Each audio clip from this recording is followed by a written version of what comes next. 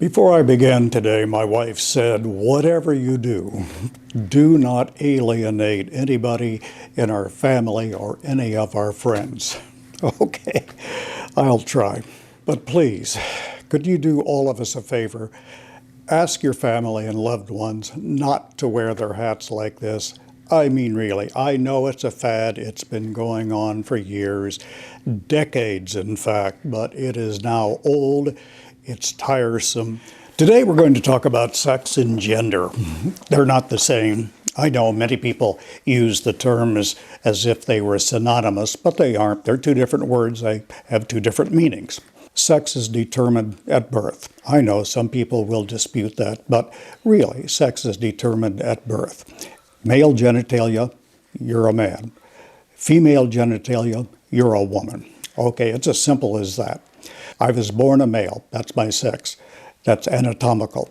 Gender, I'm a male. Identify as a male. Some individuals do not identify as either male or female. They are neither. That's the term I like. I don't like binary, non-binary. I mean, those are math and computer jargon terms. Let's scrap that. We're not robots. We're human beings. So we're either male, female, or neither. Let's talk about pronouns.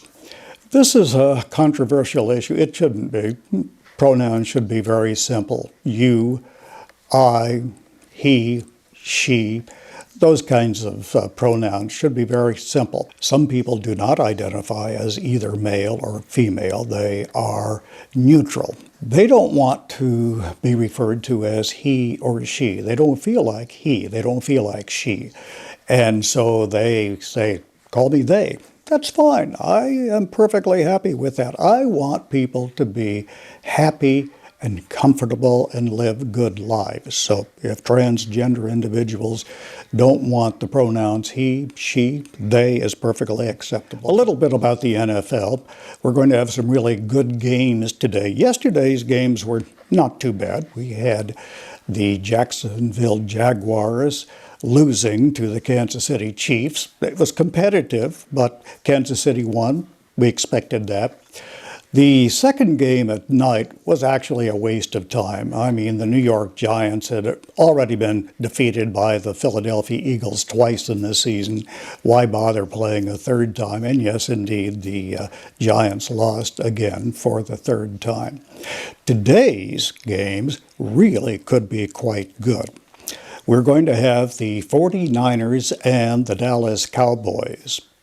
We've already said we favor the 49ers. Brock Purdy, former Iowa State University quarterback, doing a great job for the 49ers. We're rooting for them to go all the way to the Super Bowl. The Dallas Cowboys hope they lose.